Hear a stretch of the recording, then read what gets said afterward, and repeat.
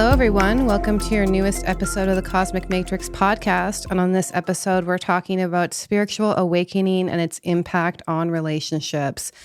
So as many of you have probably experienced, relationships become very different once you've gone through an awakening experience. And anyone who's had a powerful experience like that and is sincerely engaged in seeking truth, inner work, and in doing their own cultural and societal programming in order to realize their true nature may notice that in relation to these inner changes that they experience, aspects in their outer world will obviously change as well, which includes certain relationships. And there's also the impact of what I would call a psychological awakening on relationships. Once you've decided to become more conscious of your inner world via your own sincere inner work, you've confronted certain shadows and childhood conditioning, you may also notice that some of the people you were in relationships with before were based on you sharing the same wounding and trauma, and those relationships need to change as well. We're also going to discuss from an informational level awakening, once you start to become aware of certain counter narratives in the world and start to work against kind of the consensus NPC narrative out there. How does that affect your relationships and how do you navigate that? That's definitely something we've seen in the past 4 to 5 years, especially. And it's very interesting because when you heal certain wounds that you shared with people that you bonded on, the relationship dynamics and those what could be termed as trauma bonds will inevitably change. And another thing that I think many people realize is that not everyone is interested in personal growth. And they notice that some people they were in relationship before actually, in fact, spend their lives avoiding certain wounds that you may now be interested in working on and confronting in yourself. So these kinds of relationships where one person is orientated towards growth and the other isn't often will become more difficult with time. And I know that there's tons of lists out there about like how to be a conscious woman, how to be a conscious man, what the divine feminine is like, what the divine masculine is like. And these articles are always full of these like checklists of like what you need to look for in certain people and relationships.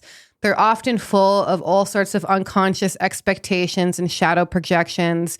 But the truth is, it's up to each of us as individuals to connect to our own internal guidance system to decide what relationships are worth keeping and which ones need to be walked away from. And the process of you waking up should also help you do that. And then as the saying goes, people can only meet you as deep as they've met themselves. So the deeper you've met yourself, the more you're in tune with your true self, not your conditioned false personality, the less you can lie to yourself. And you may find that when you're in a relationship that's not aligned for you on a deeper soul level, you're going to feel it more strongly after you go through an awakening experience or engage in some sort of personal transformation. So the truth is, as you change internally, so will your outer world. And part of waking up means being comfortable with processes like surrender, letting go, and allowing that change to happen instead of resisting it. So as you change, your relationships are going to change as well. And the more you can allow yourself to go through these changes with grace, the more you can surrender to the path of transformation that spiritual awakening will demand of you. So in this podcast, we're going to talk about waking up and its impact on losing friends and family, different types of awakening that people go through. So there's like an informational level awakening, there's a psychological, there's a spiritual, how different levels of being, or rather different levels of consciousness, you could also say, can impact a relationship. Like how can you know if a relationship is for you or not? I also want to discuss how individuation precedes a deeper spiritual awakening and how individuation and the process of it can also be coupled with a drive to reinvest back into the norm, into the consensus, into your old ways of being, because how we're afraid of change in relationships, and also give you some practical tips to navigate this process if you're experiencing it yourself, and also share our own personal experiences as we've gone through this process ourselves in a multitude of ways. And in the second hour, only for members. So if you're new to our podcast, we always have a second hour For all of our podcasts, if you go to veilofreality.com/membership, you can join and get access to like 120 plus hours of podcasts. We're going to go further and we're going to talk about the traps of waking up and how it can impact relationships. So especially just suddenly thinking you're superior to others or forcefully trying to wake people up. And then also a really big topic, what happens when you have very different values than the person you're with? Maybe one person is like pro-vaccine, what isn't? And one person is maybe trapped more in like the 3D matrix and is not interested in these deeper levels of reality, and you're kind of more orienting towards that. How do you handle family relationships? What do you do when you have an awakening and then your partner doesn't? We're also going to discuss agent Smiths, how they can interfere in the process of awakening and what that means. We're going to discuss the importance of letting go, and especially how do you navigate this process in long-standing relationships. We're going to talk about what happens when you don't let go and how to know when it's time to move on from a relationship. Yeah, the Agent Smith, for people who don't know, it's the Agent Smith syndrome based on the Matrix film and relates to an esoteric concept of hyperdimensional interferences in relationships. Yeah. But before we get into that, I just want to make a quick announcement. We are going to do one round of Embodied Soul Awakening in the new year. This may be the last round we do before we kind of step aside and focus on another project. So if you want to join us for our January round, please go to thetimeoftransition.com and sign up to the waiting list. And we will probably open for that in November. But we have a bunch of people on the waiting list. So if you want to join us before we take a little bit of a break, then please go there and sign up to the waiting list. Okay, so let's begin with waking up and its impact on losing friends and family members. So I'm sure you have a lot to say about that. Yeah, as I was reflecting as you were sharing the introduction on my life a little bit, and losing friends, family, partners, different relationships, kind of recapitulation, going to over past relationships. And, you know, the more you learn about yourself psychologically and spiritually, engage in the psycho-spiritual work, you receive things in a higher light differently, right? Mm-hmm. So these are big lessons as well. Yeah. Without definitely falling, because as long as you in quote-unquote lower states of consciousness, very socially, culturally conditioned, running by your programs, shadow trauma, you mostly always blame others, right?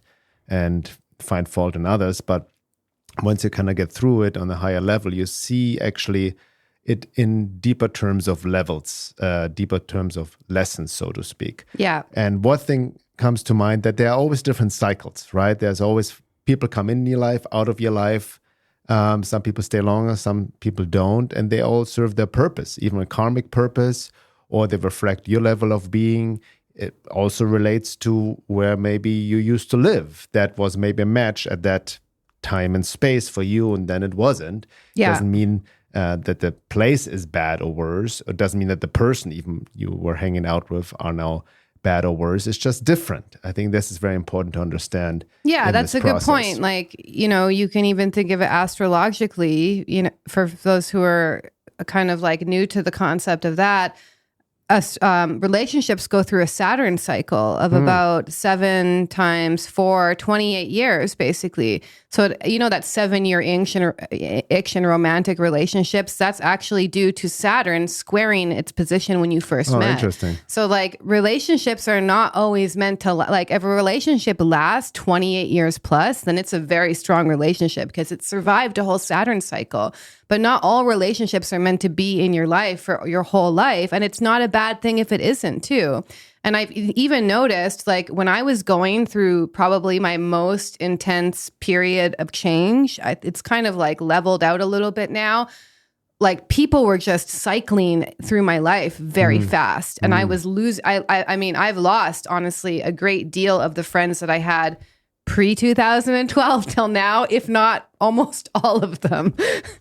Yeah, in my case, since I grew up in Germany, Munich, definitely there was a big step, individuation, letting go, At the age of 22, I moved to the US out of my parents' home. And then at this quote unquote lost all my friends in Germany, right? Yeah. Not only because long distance, but interest. I got into music and the work I'm doing now. So there's a whole transformation. I completely lost all of my childhood friends. Many people still have maybe connected to the high school friends and whatnot, but was a big one for sure. Yeah. And then you enter a new friendship, but it's also based on match of level of being where I was at. It was more about music and art and, more personality oriented, more partying. It was a bit more superficial, I have to say. I had great friends, good friends, which I consider my best friends back then. I had actually a bigger friend group, so to speak, right? Going to the desert parties and all of that. But it was based on partying, having fun, that kind of stuff. Yeah, they didn't really know you on a deeper level. And I didn't really know myself on a exactly. deeper level, right? And it's very interesting. We'll talk about it later, but Carl Jung really says that, I think that this individuation process, he actually says it literally starts from 40 onwards. Mm-hmm. So when you start to really, and just think of individuation as you stripping off a lot of this false conditioning to reveal your true essence, right?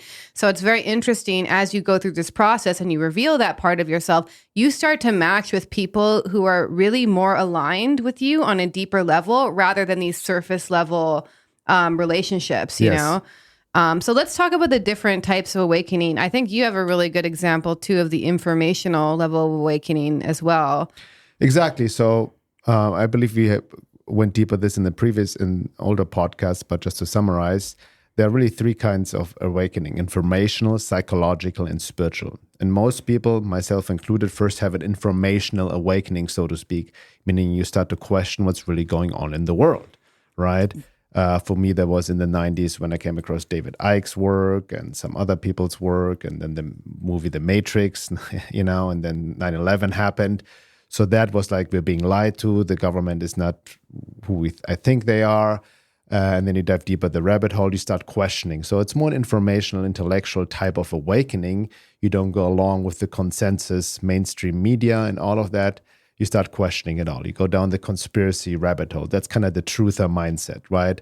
And that's it's an important stage in many levels, but many people, especially nowadays, can easily get stuck there and mistake that for a true awakening. Yeah, I would just also summarize it because there's also a lot of nonsense in the conspiracy movement, that can become like that you can like literally end up in a very low state of consciousness, believing all sorts of lies if you end up there. But it's more like questioning the mainstream narratives and like wondering what is out there besides the kind of consensus narrative that you're being sold. Exactly. In a sense, ideally, it makes you question, there's more to life. There must be no, we have been lied to. Yeah. And you're right, you can easily get caught up in the paranoid conspiracy mindset, the black pill truth, and not be discerning within the conspiracy. You can easily fall within the conspiracy world. You can easily fall in black and white thinking, very reactively, knee-jerk, dismissing anything what the mainstream institutions say, and believing everything that's alternative. Yeah, right? Exactly. That's not healthy as well. I went through that when I was, even though it's totally woke and leftist and hijacked now, I remember I came across Adbusters when I was 14 years old. And Adbusters back then was basically showing you how the media manipulates you to make you buy things. And like at 14 years old, that was very confronting to come across because I was just like listening to pop music, like in my own little teenager world. And I was like, oh my God, I had this whole awakening to like how the media is manipulating you to sell you things and trying to make you feel all sorts of ways so that you don't feel good enough, so that you buy into this materialistic, consumeristic mindset. And that was very fascinating to me as well. And then also the news was lying, which obviously is a lesson that I think many people are experiencing now. But then, I think the psychological, and spiritual awakening is much more profound and hits you way more too, because so let me define psychological awakening. I would define that as also including individuation, though individuation kind of leans into a spiritualized process. But a psychological awakening is more when you start to confront certain wounds and traumas, and really sincerely look at yourself objectively and try to unpack what's going on with you unconsciously, why you get triggered, why you are the way you are, why you end up in certain relationships. it also reveals a whole different level of reality where you start to walk around and you start to see that a lot of people actually not only live their whole lives from those wounds, but want to avoid facing them with various addictions and distractions and coping mechanisms. Yeah. So reflecting this in my life, speaking from a personal experience, it also ties in very deeply into the hero's journey, right? Stepping into the unknown, questioning, going the call to adventure. And one of the next steps of once you sincerely answer the call, also following your bliss, what I did, and kind of taking risks with courage, guidance and help and mentors appear, right? Yeah. And that happened in my life. Actually, one of my roommates in the 90s, when I was already getting into this whole, questioning the world, actually introduced me to, I remember he gave me the book on shadow work, kind of excerpts from different Jungian analysts and writings about that. I was introduced into yoga. Yeah. Massage body work. And through psychedelics back then, especially psilocybin mushrooms, and I used them for partying a lot, all of that. But then it opened up something within myself, and I was faced with my own childhood wounding. Yeah. What with my parents and all of that. That was very revealing and disturbing and painful. And hence, in my case, I had to actually get into psychological work. I had to figure myself out because I was suffering. Yeah. Right. So just trying to intellectually understand the world and all of that didn't really help me. Out of necessity, I was forced into a psychological awakening or the psychological process. Yeah.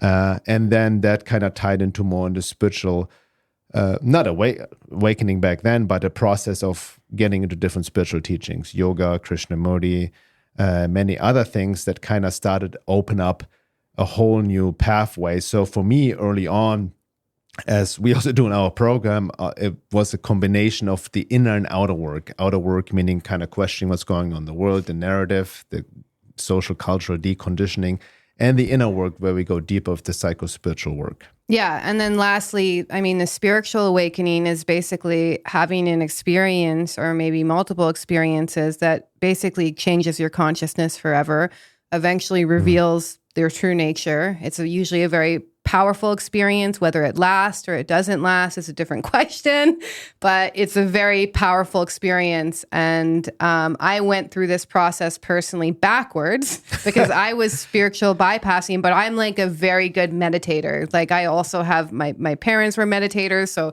I have something even, I think, ancestrally in me that like, I'm just able to just sit.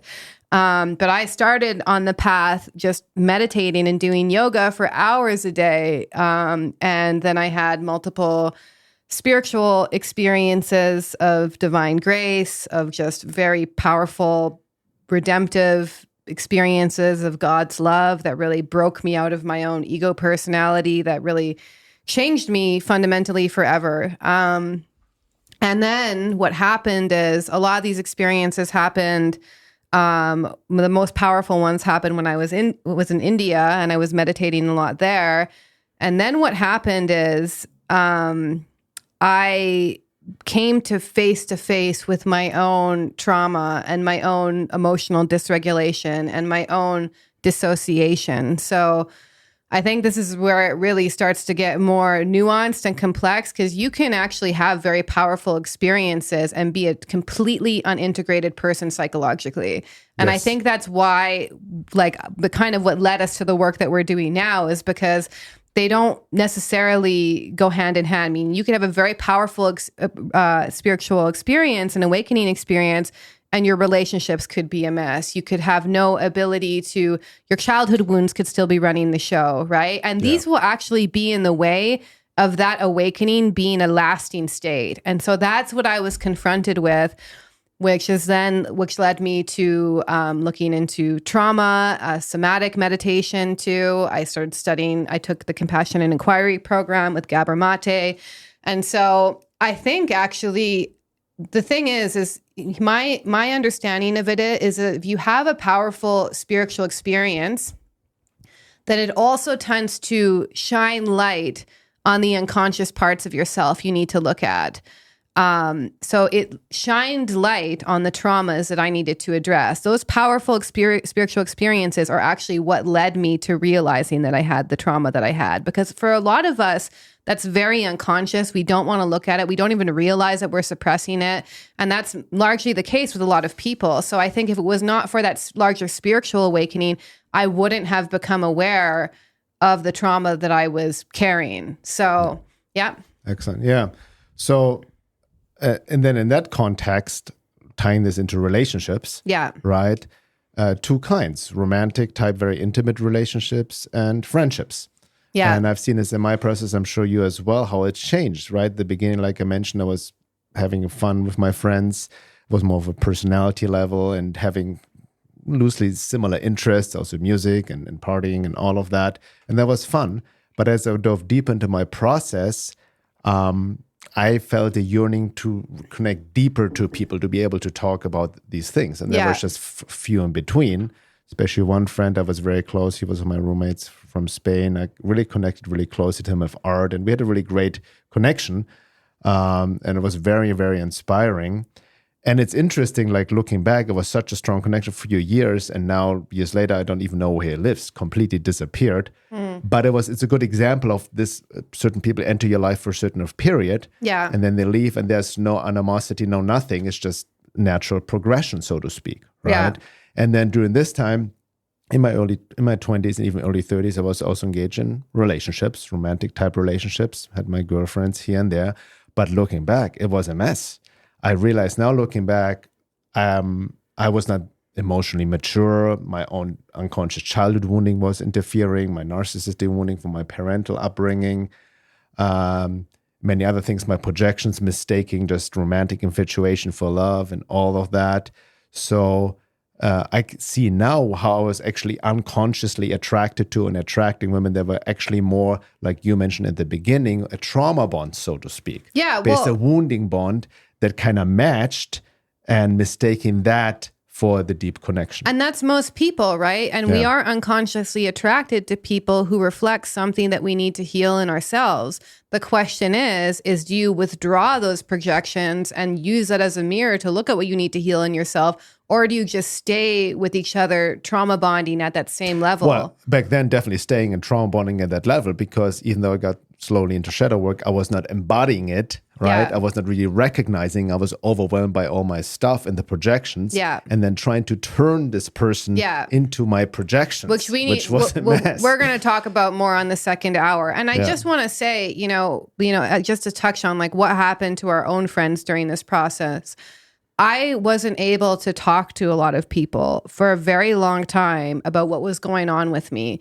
Most of my old friends, whenever I would bring up any topics related to spirituality or even sometimes like deeper psychology, they would go silent. They wouldn't know what to say. They wouldn't have any context for actually discussing these topics with me because they were simply not interested. In fact, they thought I was becoming really weird. So you have to also acknowledge that some people, some old friends, will not like the new you that's emerging, because the moment that you change, you disrupt something in the relationship. You actually disrupt the stability of the relationship. And some people don't like that, actually. They're just like, who are you? What are you doing all of a sudden? Like, even in our most loving relationships, if some person acts differently all of a sudden, it can throw us off a little bit. It can bring up some discomfort because our mind really needs that security in relationships in order to feel a sense of stability. Yeah, and when you engage in this inner work and you realize there's different people, different eyes as self within you. There's a false self based on the conditioned wounded ego personality and the true self. And as you were sharing, that reminds me also something what Gurdjieff talked about, whose work I got into around this time as well, from In Search of the Miraculous. And H. Almas talks about it, Red Hawk, that most people relate from false personality to false personality, but not from essence to essence. Yes, right? Exactly. So in context of what you just shared, as you get more in contact with your true self, essence, other people, and you pierce through the falsehood, the lies of the self, of the personality, people cannot relate to that anymore. They almost take offense because you're not feeding the falsehood, right? And that's where the friction then happens. Yeah, and I think the main thing, the way that I experienced it is I was doing not consciously, but through my own wanting to heal, wanting to realize my true nature, is the persona that I developed for the first 28 years of my life or so. You know, it kind of started all taking a turn at my Saturn return. The persona that I developed crumbled very quickly. First through just having a total dark night of the soul, rock bottom moment, and then just realizing I need to rebuild myself. And then second, through getting into meditation and spirituality. And third, through the psychological work I was doing. So the persona that I was relating to all these old people with was no longer there. They didn't know who I was anymore because I was acting like a totally different person.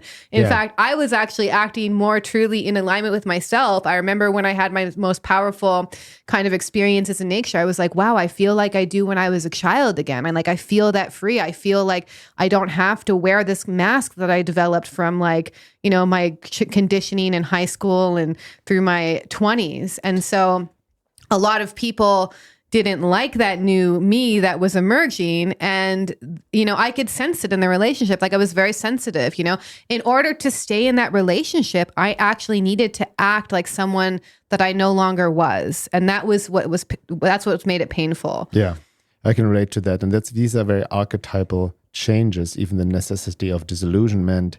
And we talk about this in the second hour, how then people turn against you and almost interfere with the process. I had that happen too, right? yeah. The Agent Smith syndrome, we'll talk about this in the second hour, more from an esoteric occult perspective.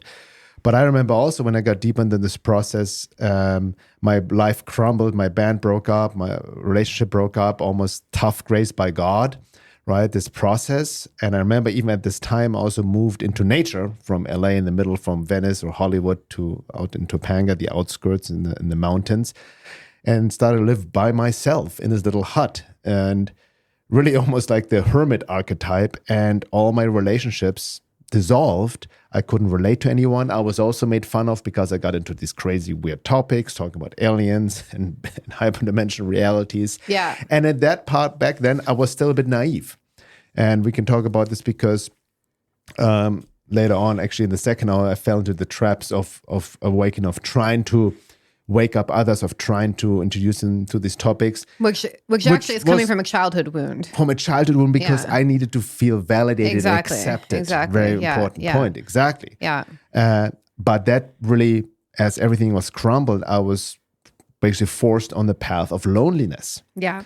And spending a lot of time alone for years, and not in relationship, no friends, no nothing, just at home, studying, reading, do my work as a body worker, had my practice, and diving deeper within all of that, exploring.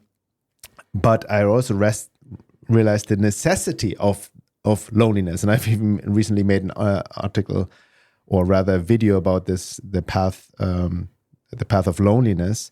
It has its purpose. And that can throw a lot of people off because and I can see this within myself, there's fear of embracing this loneliness. Mm-hmm. And then you try to hold on to the old world of relationships, or you just engage in relationships for the sake of engaging in relationships. Yeah. But I mean, I have to say, I lived in a cabin that was actually off grid all by myself when I was in India. I was literally so lonely. It was like physically painful at times. Like it was so intense. It literally felt like it's a very intense experience. And that's what I think people are afraid to go through. But then what they realize is when they talk to their friends or old friends who can't relate to them anymore, they also don't feel met. It's still lonely, you know? So they're just kind of substituting this like surface level connection for what needs to happen on a deeper level, because this loneliness on the path is actually meant to be temporary. Yeah. It's meant to make you stop looking externally for relationships and people to make you happy, to fill that hole you feel inside. And that hole you feel inside is actually deficiencies from childhood that you need to fill with your own essence, your own true nature. That's the whole point.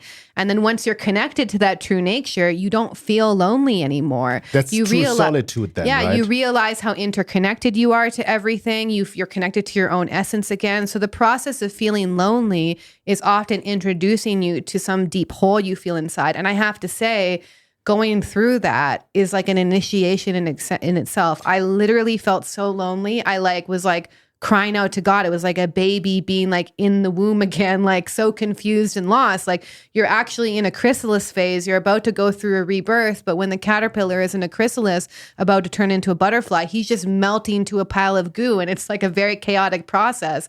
And I think that's what people don't want to go through because, you know, basically there's a stage of individuation where you try to compensate for, or like try to almost cover up that feeling of loneliness and alienation by trying to live a normal life, like keep your normal friends, keep your normal appearances.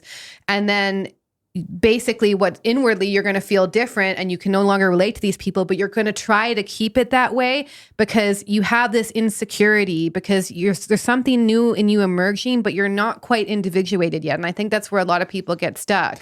Yeah, very important because most people get stuck in this phase. I've seen this a lot. And there's usually, generally speaking, two ways they get stuck. Number one, like you mentioned, the inability to let go, to surrender to the process, holding on to the old way of being, the false self, holding to old relationships, all of that, you know, not being able to cross the threshold fully, right? And go through this disillusionment process. The other side, I've seen how people deal with it. They then get in overly isolation. Fuck the world. Nobody loves me. I'm alone. Stay there. And stay there as well. Then usually substance abuse and whatnot. Yeah. And get deep into victim blame for everything, their access for everything. And they're just in this very dark space, right? And get stuck there. Yeah. I think I was like in and out of that phase for a good few years. But if you're there for like 10 years, then something's going on, you know, something's happening. Yeah. Yeah. So this process, the necessity for loneliness on the path, ideally going into solitude, and ultimately from a spiritual perspective, this is a very important process meant to bring you back closer to God, to the divine, the self, the true self within, right? The connection to all of it. That's the main relationship. That's what I realized, that the most important relationship is with God, with the divine, whatever name you want to call it, your true essence that connects you to all that is. Because once you bring forth the true self, you don't feel lonely, you feel deeply connected, but without the attachment. Like you said, you don't use other relationships, things or stuff in your life or situations, whatever it may be, for your own inner fulfillment and happiness. Exactly. You realize how you have used other people or things and stuff or your work to fill that hole within. And it's was obviously unconscious in the past, and that's what most people do. Yeah. And that's how they mistake love, actually conditional love, very attachment to people, pets, or anything as well, for true love, because it fulfills them on some level. But this path towards awakening, especially loneliness, is a lesson to connect to this deeper, to bring forth essence within yourself, really. And I would also say during this time, this is a very critical phase. Relationships are extremely challenging. I would even say almost impossible to engage in romantic relationships, and because it ties into the process of individuation. Yeah. And I think from a soul evolutionary perspective, you're really meant to be alone during this phase. However, without falling into the trap of going back to your old life or completely hardening and isolating yourself. Yeah, like use the time of solitude for yourself, engage in your own inner work, engage in your spiritual practice, ask this deeper question, who am I beyond all of this societal conditioning I picked up? Who am I really, right? Because I think what a lot of people is that there's this drive because of an unconscious security need from childhood, actually kind of like what you went through in a different way, to reinvest in the norm. Because if you don't feel secure just on your own for a little bit, then you will just go back to those old relationships and you will go back to that old self because the unconscious security need for that relationship is too strong. But then once you feel connected to your true essence, then you can be with these people or you cannot be with these people. Like you're not using them to fill that hole you feel inside. And this individuation precedes a deeper spiritual awakening. So it's really important to use that process to decondition yourself, what you picked up on the world, decondition yourself on the way that your wounds are actually running the show, how your inner emptiness is driving you to seek relationships, people, jobs that aren't in alignment with who you truly are. And that individuation leads you to the true self. And then ultimately, here's the thing, the true individuation will take you back into the world, but you're no longer this false persona that's of the world. Yeah, that ties very beautifully into one of the archetypal steps of the hero's journey. Yeah. After one see us find the treasure, the boon, which the symbolism in the Holy Grail, for example, but it's a symbolism for having found your true self, your essence, God, the divine within. Yeah. Right? And it also aligns you with your deeper purpose. In that process, you find also more your own quote unquote vocation, what you really are called to do in this world. And then it's the call to return. Yes. Right? Many people can get stuck in that as well, as Joseph Campbell turned out, the refusal of the call. I just don't want to deal with the world. I just want to meditate in the mountains. That's it. Yeah. Which is also quote unquote trap in itself, because then you turn more on the archetypal, maybe a little bit the archetype of the bodhisattva to bring something back to the world. Yeah. Right? And to then, reintegrate with the norm without, with a higher level of being, higher state of being, so you don't actually look down on people anymore. You don't get that easily triggered anymore. Exactly. You see more the holistic nature in the context of the evolution of consciousness and everything good and evil playing its role. And you're not there to be like, oh, this person's stuck in the 3D matrix, this person's awake. You can just relate to them from your essence and just relate to them where they're at. You can choose whether you want to be in relationship with them or not, but it doesn't become this crazy friction or like, oh, I can't deal with. I think the process of like needing to separate yourself from people that you think, quote unquote, are in the 3D matrix, so to speak, or in the consensus or in the mainstream, whatever you want to call it, is because you're a little bit scared of losing your individuality. You're a little bit scared of losing that work that you've done to recover your own true nature. So you're afraid if you hang out with these people who are like your old self, that you're going to fall back into those old patterns. I think that's where it's coming from. Yeah. You know what I mean? Like, so like it's almost like you're, the individuated nature within yourself is quite shaky. And then you're like, oh, if I hang out with these old friends who are into Netflix and sports or whatever, I'm going to become like them again, because there's a drive for you to reinvest in the norm, to be like who you used to be. I would argue, even like some people say, even in the conspiracy world, in like sports, soccer, football, it's just breads and circuses, it's a distraction, and da-da-da. Yeah. And I can see it's to a degree people use and abuse it.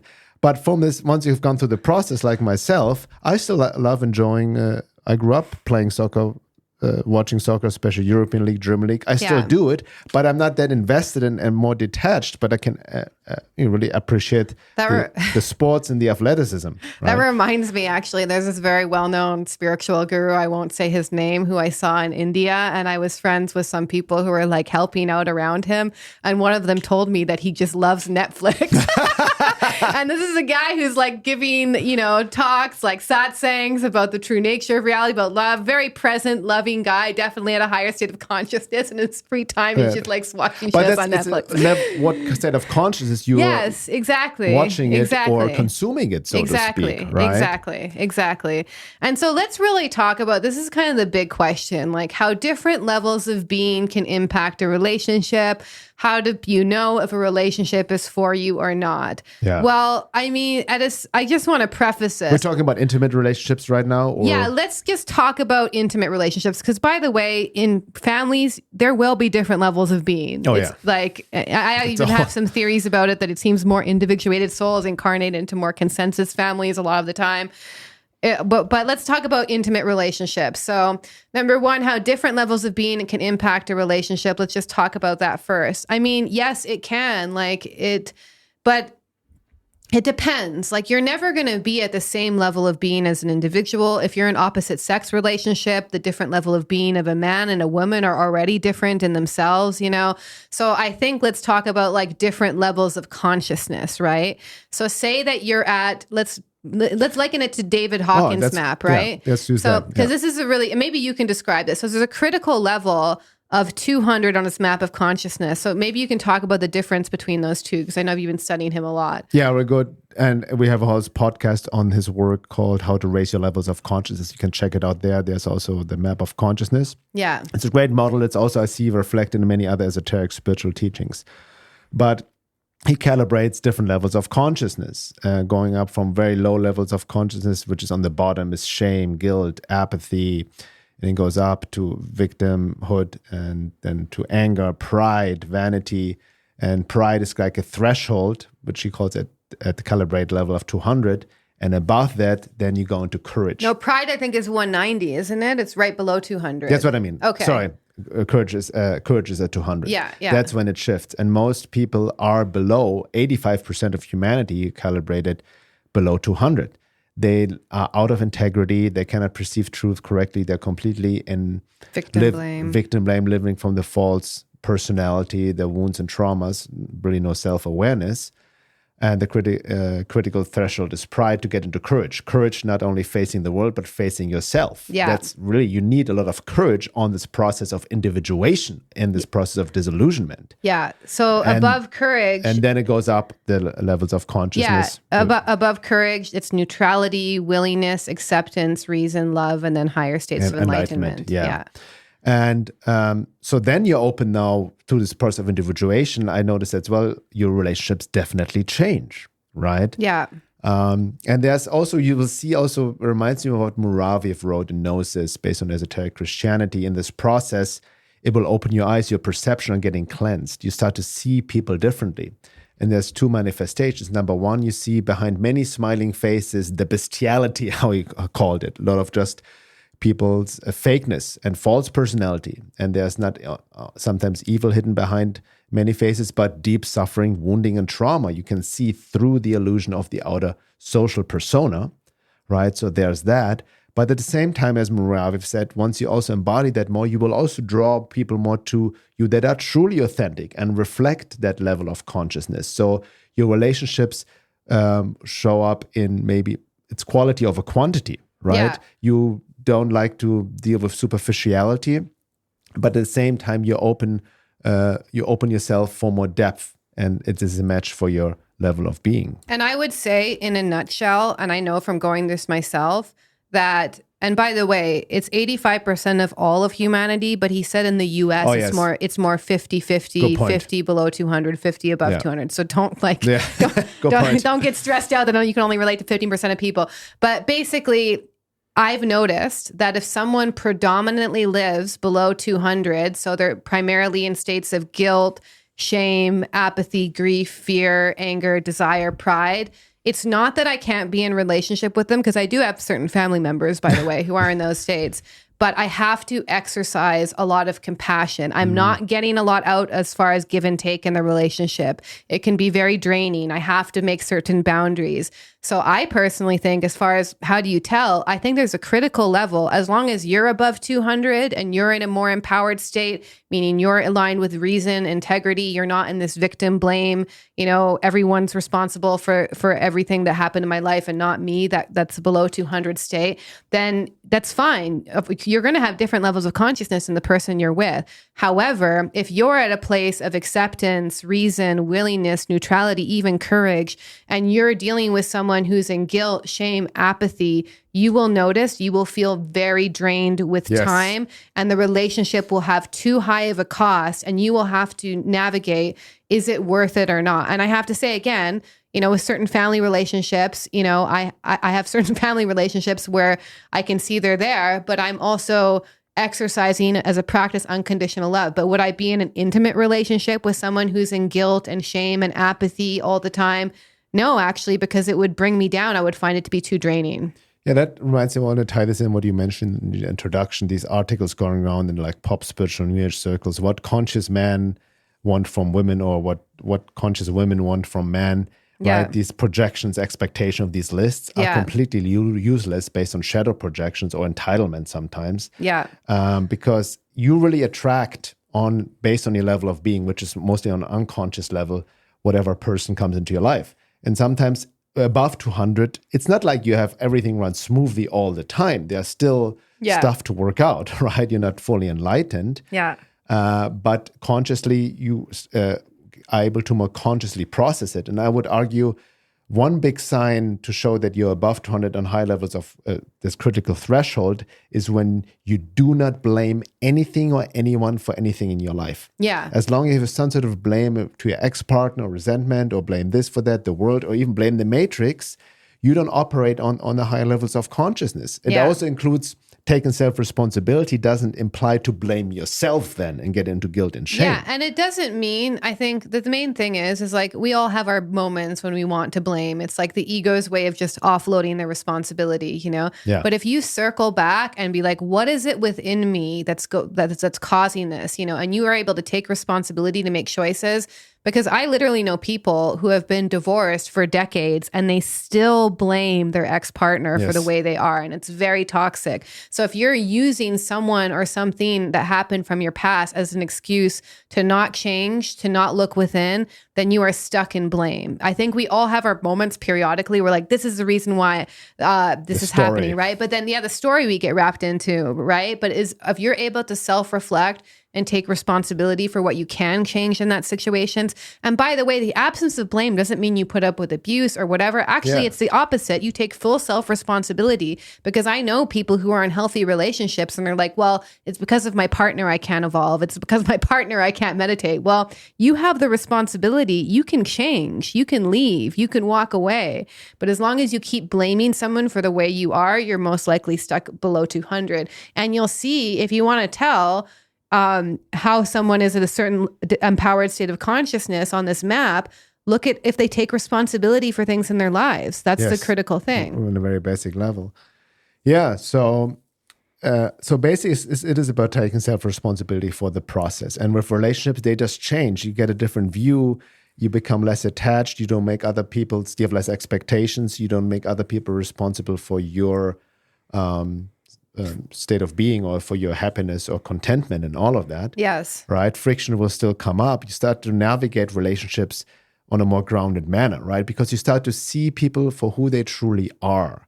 And that can also on higher levels create more deeper compassion, empathy, not blind compassion, but then you become truly more discerning, right? That discernment in relationships goes deeper into a more psychic level. Yeah. And be it with friends or intimate relationships.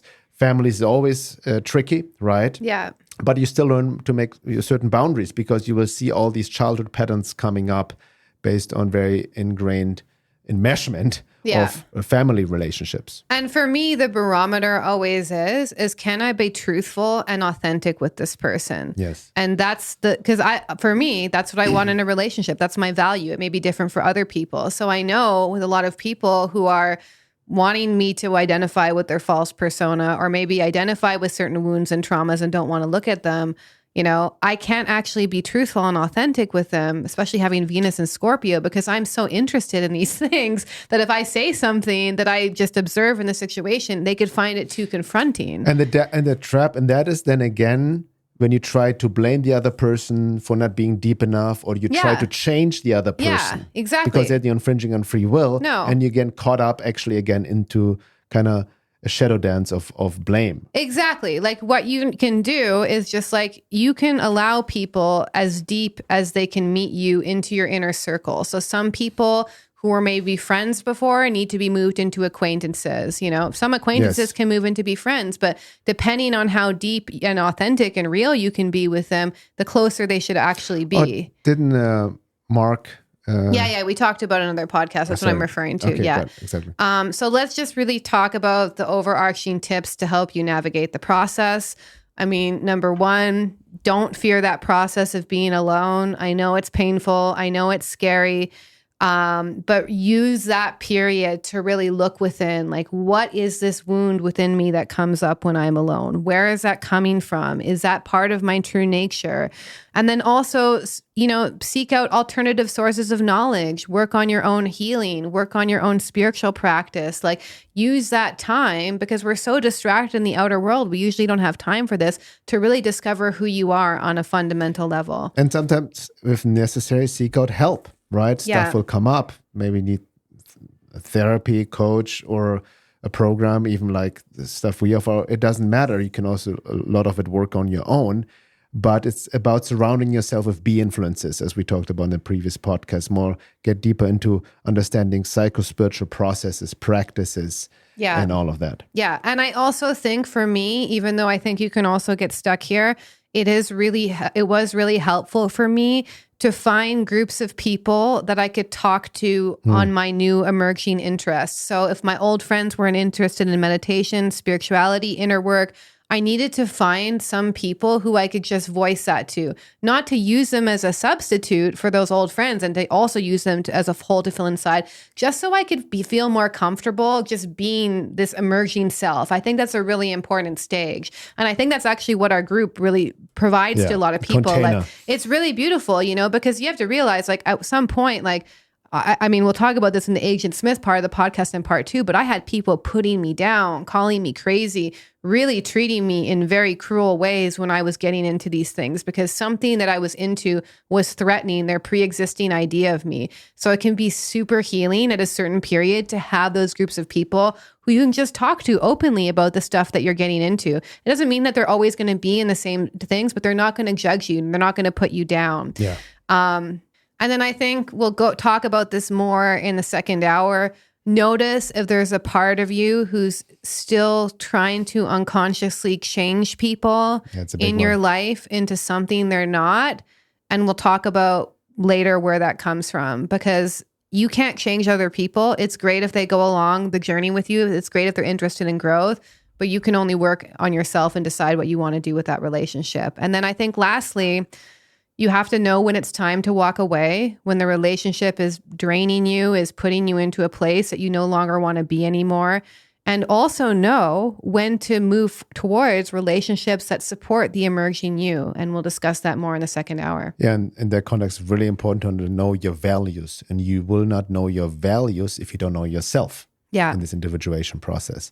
So, so the second hour, once again, for members, help us also support our work. That's why we don't have any ads in our podcast, by the way. So you can go to my website, veilofreality.com, sign up monthly, 6-month, year-long membership, and have access to over 130 hours of the second hours of our podcast.